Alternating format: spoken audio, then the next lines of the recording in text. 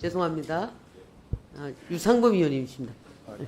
유상범 의원님 먼저 낙석된 질의해 주시기 줄 바랍니다. 알았습니다. 네, 강원 홍천 횡성 영월평창 유상범 의원입니다. 네, 후보자님께서도 말씀하셨지만 세무행정에서 정치적 세무조사의 그 폐해나 이런 부분의 심각성을 인식하시고 네. 그런 부분이 없도록 하겠다는 다짐도 하셨어요. 예. 네.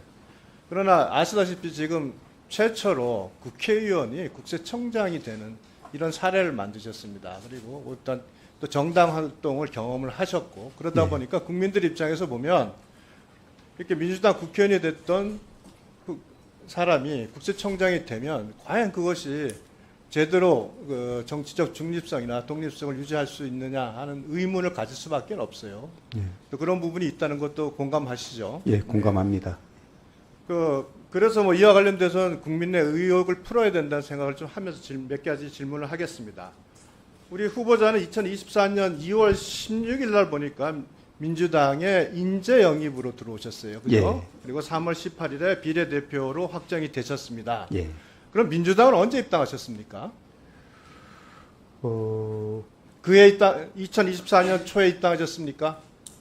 그런 걸로 기억을 네, 합니다. 그러면 예. 결국은 인재 영입 직전에 입당을 하신 거네요. 그런 걸로 기억을 네. 합니다. 예. 입당의 계기가 뭐 특별한 이유가 있습니까?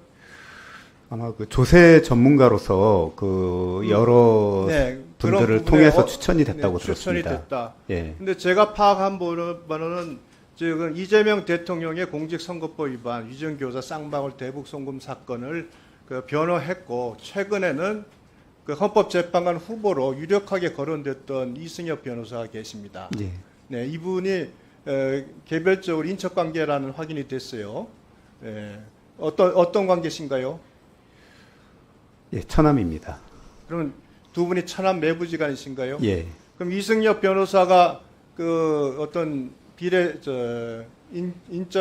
인재 영입이나 이런데 뭐 영향을 미쳤거나 이럴 가능성이 저는 있다고 보이거든요. 지금 워낙 가깝게 오랫동안 변호사를 하셨기 때문에 또 헌법재판관 후보까지 포함될 정도면 후보자에게 충분하게 도움을 줄 수 있는 관계라고 생각을 하는데 후보자 입장은 어떠신가요? 그렇지 않고요. 아까도 말씀드렸듯이 저는 이제 조세 전문가로서 뭐 제가 그 추천한 분들을 말씀드릴 수는 없지만 여러 경로를 통해서 추천이 됐다고 들었고 또 네, 본인도 요청을 하셨습니까? 본인도 적극 참여를 요청을 하셨습니까? 제가 요청하진 그건 않았고 아니고요. 요청을 알겠습니다. 받아서 고민을 했었던 기억이 납니다. 자, 이승엽 후보자가 사실은 굉장히 그 헌법재판관 후보군에 포함되면서 또 저기 이재명 대통령 변호사를 또 주요 보직에 앉히냐는 사회적 비판이 컸습니다. 그런데 결과적으로는 헌법재판관으로 후보에 들어갔지는 않았죠. 그런데 바로 지금 우리 후보자께서 국세청장으로 지명이 됐습니다. 예. 공교롭잖아요, 너무. 한 분이 포기하니까 한 분은 또 국세청장 후보로 지명되고 이거야말로 굉장히 보온 인사라는 그 인식을 국민들이 할 수밖에 없다. 이렇게 하기 때문에 제가 특별히 국세 후보자에 대해서 국세청장으로서 만일 조금이라도 정치적 목적의 세무조사가 나타난다면 이 부분이 분명히 더 부각이 되고 논란이 될 수밖에 없다는 부분을 말씀을 드립니다. 예, 의원님, 하여튼 뭐 의원님 말씀하시는 취지는 이해를 하겠는데요. 하여튼 저의 전문성을 좀 봐주셨으면 좋겠습니다. 네, 알겠습니다. 그래서 지금 이제 우리 정치적 중립성에 대한 부분을 좀 질의를 하는 겁니다. 2020년 9월부터 2021년 7월까지 우리 후보자는 서울국세청장으로 재직을 했어요. 네. 근데 그 기간 동안 이스타 항공 노조가 두 차례에 걸쳐서 이상직 당시 그 오너에 대해서 탈세 제보를 합니다. 그거 알고 계시죠?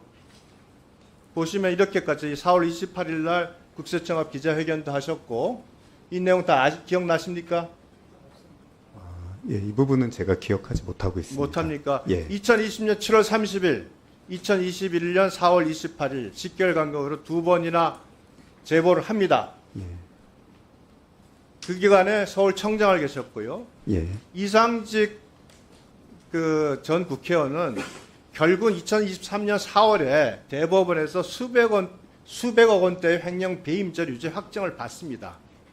그 당연히 들어갔어야 될 부분이에요. 근데 2021년 4월경인가 그쯤에 서울국세청이 세무조사를 안 하겠다. 조사 착수 불가 답변을 합니다.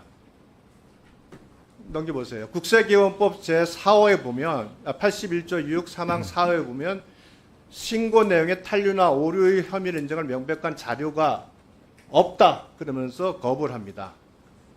그런데 실제로 사망에서는 구체적 탈세 제보가 있으면 하게 돼 있어요.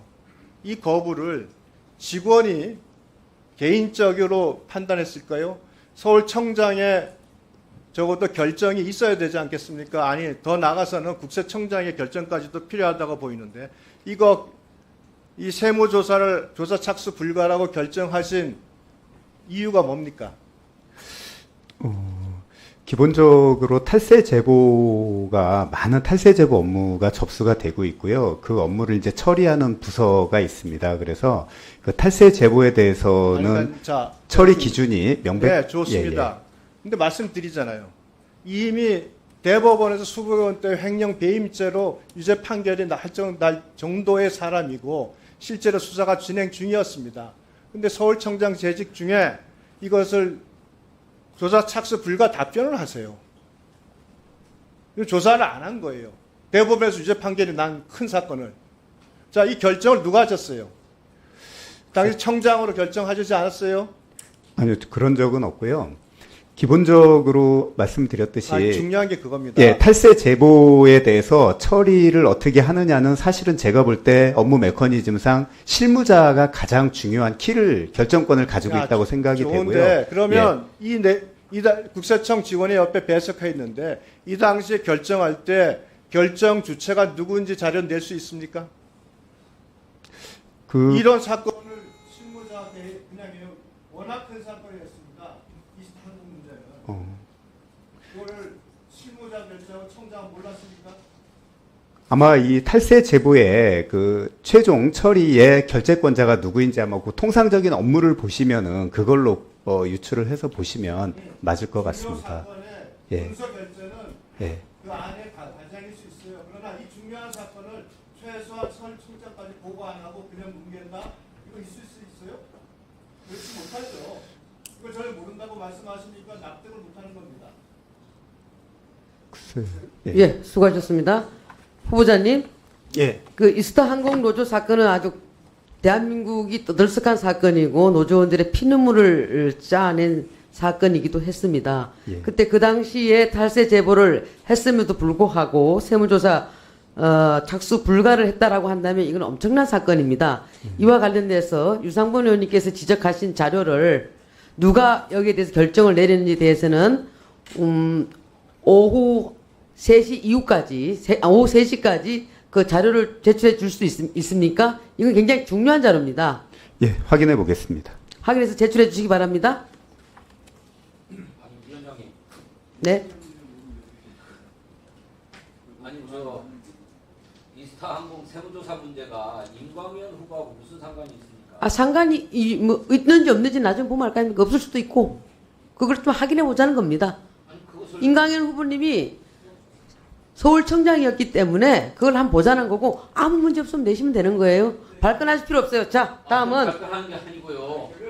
오기영 의원님 질의해 주시기 바랍니다.